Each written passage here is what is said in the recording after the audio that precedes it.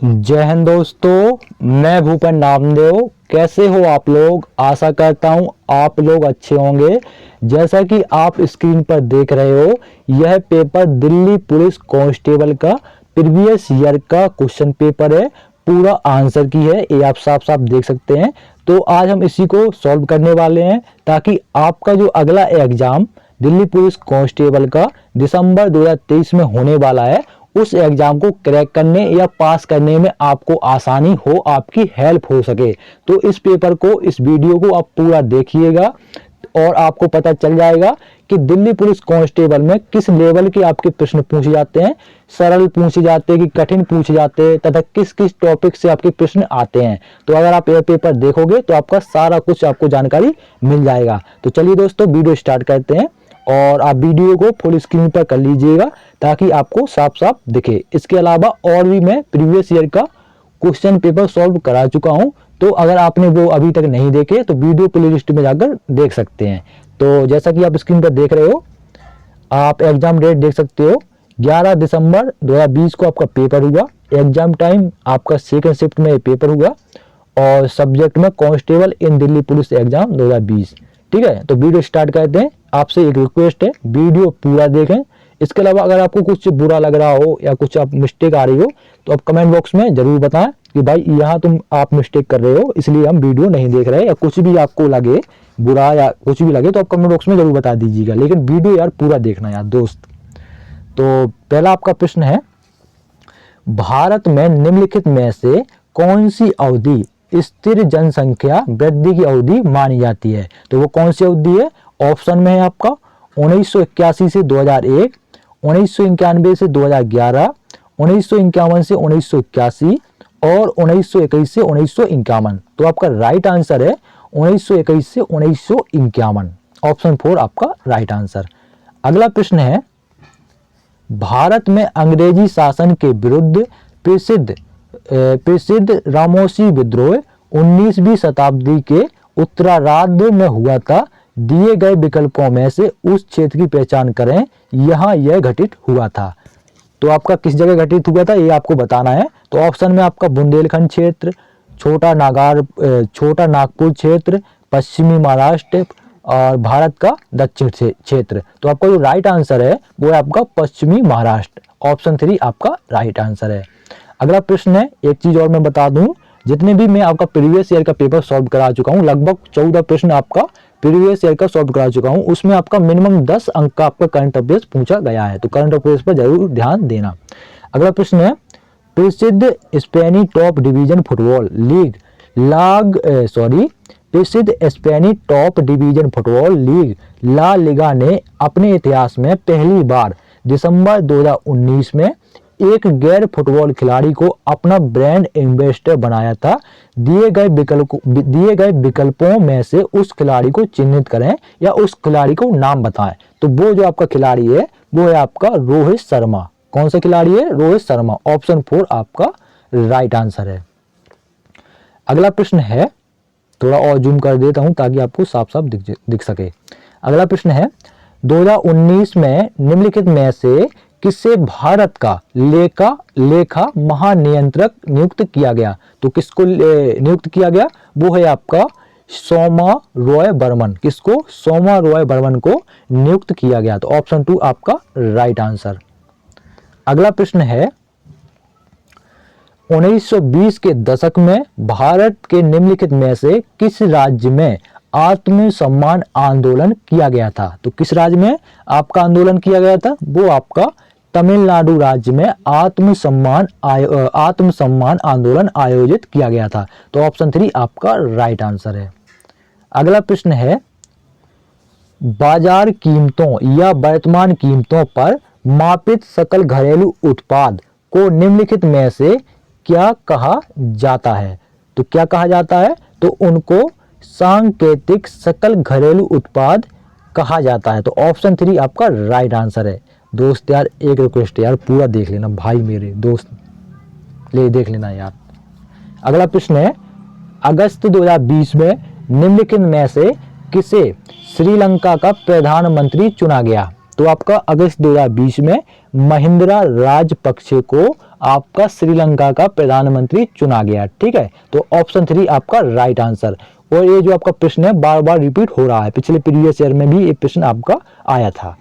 अगला प्रश्न है मैड लीप की आवर्त सारणी में 36 पंक्तियों को निम्नलिखित में से क्या कहा जाता है? तो क्या कहा जाता है? तो उनको आवर्त कहा जाता है। अगर आपने 10वीं साइंस पढ़ी होगी तो उसमें मैड लीप की आपका सारणी बताया गया है, तो इसका राइट आंसर है नंबर ऑप्शन 1 आवर्त।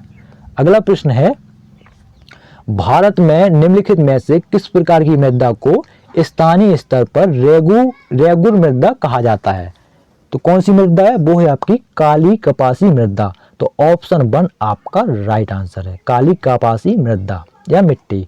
अगला प्रश्न है मायोपिया या निकट दृष्टि दोष नामक रोग को ठीक करने के लिए निम्नलिखित में से किस प्रकार के लेंस का उपयोग किया जाता है? तो किस प्रकार का लेंस होता है जिसके द्वारा निकट दृष्टि दोष या मायोपिया दोष ठीक किया जाता है? तो वो है आपका लेंस अवतल लेंस। कौन सा लेंस है? अवतल लेंस के द्वारा यह जो आपका दोष होता है ये दूर किया जाता है। तो ऑप्शन 2 आपका राइट आंसर है। अगला प्रश्न है भारत की संविधान सभा में ऐतिहासिक उद्देश्य संकल्प को निम्नलिखित में से किसके द्वारा प्रस्तुत किया गया था? किसके द्वारा प्रस्तुत किया गया था? वो है आपका पंडित जवाहरलाल नेहरू के द्वारा। तो ऑप्शन 2 आपका राइट आंसर है। अगला प्रश्न है प्रसिद्ध धार्मिक स्तूप प्रसिद्ध धार्मिक स्तूप भारत में निम्नलिखित में से कहाँ स्थित है? तो आपका जो प्रसिद्ध धार्मिक स्तूप है ये कहाँ पर स्थित है ऐसा पूछा है। तो यह आपका सारनाथ उत्तर प्रदेश में स्थित है। तो ऑप्शन 3 आपका राइट आंसर है। अगला प्रश्न है पंडित जसराज का संबंध निम्नलिखित में से किस क्षेत्र से था? तो जो आपके पंडित जसराज हैं उनका संबंध शास्त्रीय गायन से था। तो ऑप्शन 4 आपका राइट आंसर है। अगला प्रश्न है भारत के राष्ट्रपति द्वारा राज्यसभा में निम्नलिखित में से कितने सदस्यों का मनोनयन किया जाता है? तो कितने सदस्यों को मनोनयन किया जाता है? तो 12 सदस्यों का मनोनयन किया जाता है। अगला प्रश्न है आर्थिक सर्वेक्षण 2019-20 की मुख्य विषय वस्तु निम्नलिखित में से क्या है? तो आपकी जो आपका राइट आंसर है वो आपका संपत्ति निर्माण। क्या है? संपत्ति निर्माण आपकी मुख्य विषय वस्तु है। तो ऑप्शन 4 आपका राइट आंसर है। अगला प्रश्न है कृषि लागत एवं मूल आयोग, जिसे पहले कृषि मूल आयोग नाम दिया गया था, इसकी स्थापना निम्नलिखित में से किस समय की गई थी? तो इसकी स्थापना जनवरी 1965 ईस्वी में की गई थी। तो ऑप्शन 4 आपका राइट आंसर है, जनवरी 1965। अगला प्रश्न करंट अफेयर्स से है दिसंबर 2019 में निम्नलिखित में से किसे गूगल की मूल कंपनी अल्फाबेट इंक का CEO नियुक्त किया गया? तो वो कौन है आपके? वो है आपकी सुंदर पिचाई। आप जानते होंगे इन्होंने IIT नाम याद नहीं है मद्रास, यही IIT मद्रास, ये आपका यहीं से आपका इन्होंने किया है आपका बीटेक, जाने क्या किया है, ऐसा कुछ किया है। ठीक है ना, तो ये आपके गूगल के CEO हैं अभी वर्तमान में। ठीक है, तो सुंदर पिचाई है भारतीय मूल के आपके CEO हैं, अब इनको अमेरिका की नागरिकता मिल गई है। अगला प्रश्न है संगम साहित्य का संबंध प्राचीन और मध्यकालीन भारत के निम्नलिखित में से किस भाग से है? तो आपका जो राइट आंसर है वो आपका दक्षिण भारत से इसका संबंध है। तो ऑप्शन 3 आपका राइट आंसर है। अगला प्रश्न है the book of gusty women नामक पुस्तक के लेखक या लेखिका निम्नलिखित में से कौन है?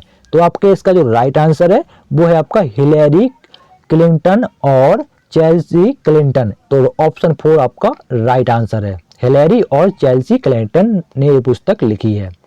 अगला प्रश्न है प्रसिद्ध हॉर्नबिल पर्व भारत के निम्नलिखित में से किस राज्य में मनाया जाता है? तो हॉर्नबिल पर्व नागालैंड में मनाया जाता है।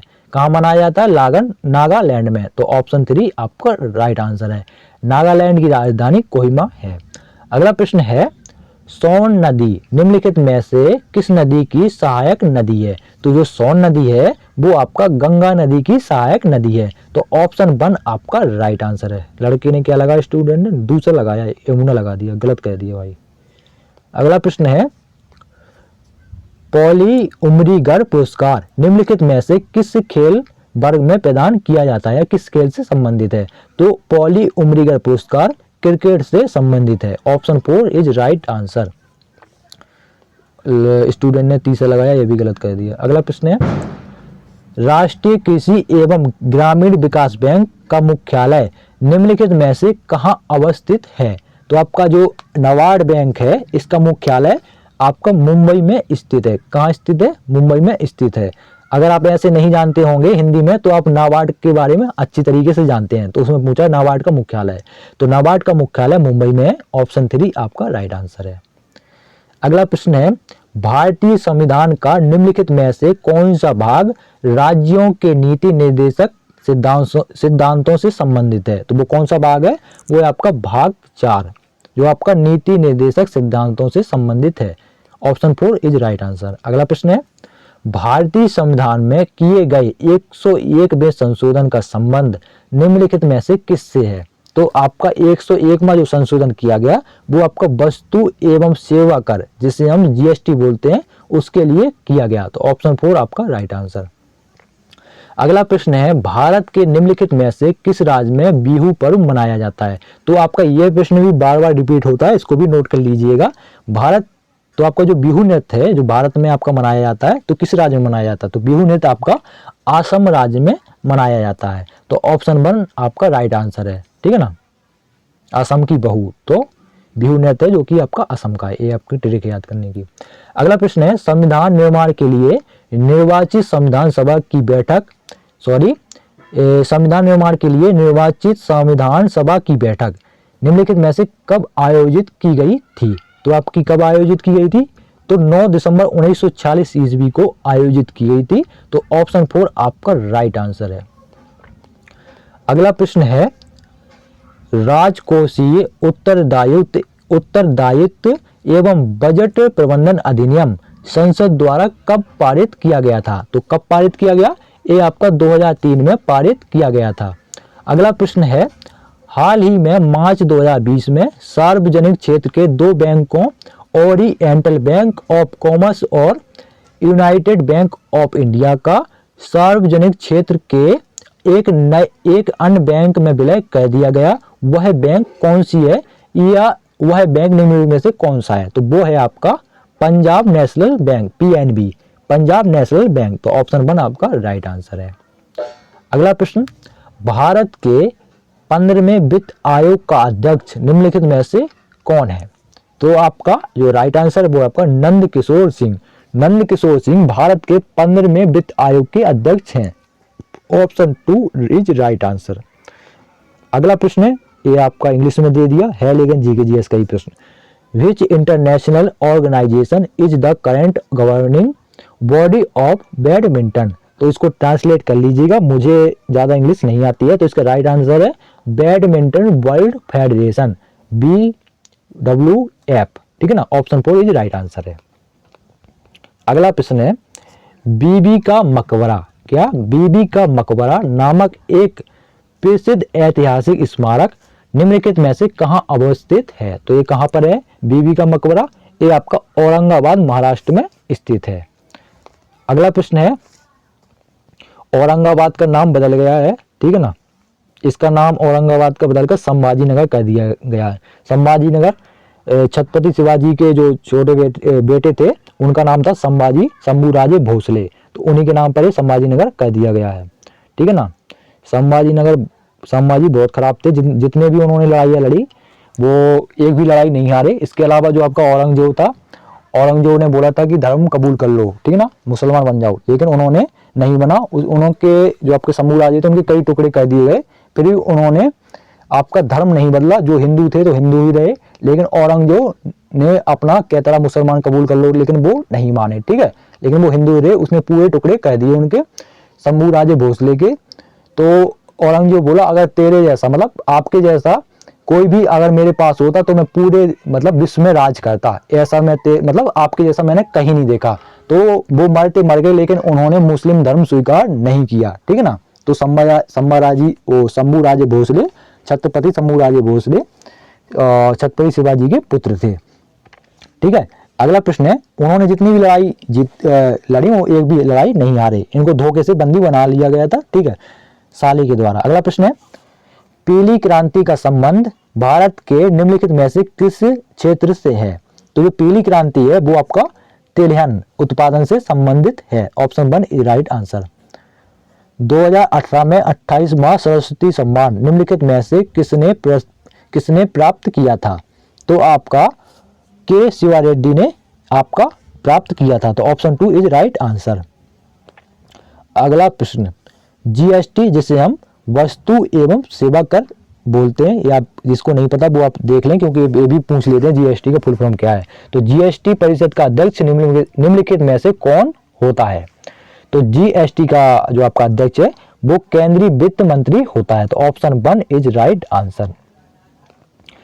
अगला प्रश्न है, निम्नलिखित में से किसने अपनी राजधानी को दिल्ली से दौलताबाद स्थानांतरित किया था? मतलब दिल्ली से बदलकर दौलताबाद कर लिया था। तो वो कौन था? वो है आपका नहीं, मतलब वो है मोहम्मद बिन तुगलक। तो ऑप्शन 1 आपका राइट आंसर है। इसने आपका दिल्ली से दौलताबाद अपनी राजधानी कर ली थी।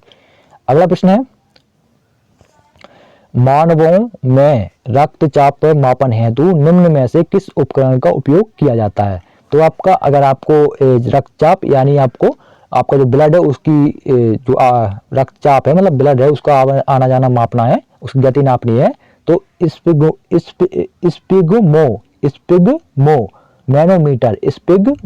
मैनोमीटर का उपयोग किया जाता है रक्तचाप नापने के लिए या मापने के लिए, ठीक है। अगला प्रश्न है, खेलो इंडिया यूथ गेम्स 2020 का आयोजन निम्नलिखित में से किस शहर में किया गया था? तो आपका खेलो इंडिया यूथ गेम्स 2020 का आयोजन गुवाहाटी असम में किया गया था। Option 1 is right answer. अगला प्रश्न है, भारत का निम्नलिखित में से कौन सा क्षेत्र अपने सोनडोल नृत्य नामक लोक नृत्य के लिए प्रसिद्ध है? तो वो कौन सा आपका राज्य है? वो है आपका लद्दाख। कौन सा है? लद्दाख, जो कि आपका केंद्र शासित प्रदेश है, ठीक है। अगला प्रश्न है, 1854 में अंग्रेजी सरकार द्वारा भारत में भेजा गया वुड्स का घोषणा पत्र निम्नलिखित में से किस क्षेत्र से संबंधित है? तो आपका जो वुड्स का घोषणा पत्र है वो आपका भारतीय शिक्षा, ठीक है ना, भारतीय शिक्षा से संबंधित है। Option 4 is right answer. अगला प्रश्न है, भारत का प्रसिद्ध पर्वतीय स्थल पंचमढ़ी निम्नलिखित में से किस पर्वत श्रृंखला में स्थित है? तो यह जो आपका पंचमढ़ी जो आपका पर्वत श्रृंखला है, ठीक है, पर्वतीय स्थल है पंचमढ़ी, यह आपका सतपुड़ा पर्वत श्रृंखला में स्थित है। तो ऑप्शन 2 इज राइट आंसर। अगला प्रश्न है, निम्नलिखित में से कौन सा मानव के पैर में पाई जाने वाली एक अस्थि का नाम है? तो वो कौन सी अस्थि है जो आपका मानव के पैर में पाई जाती है? तो वो है आपका पटेला। Option 1 is right answer, patella.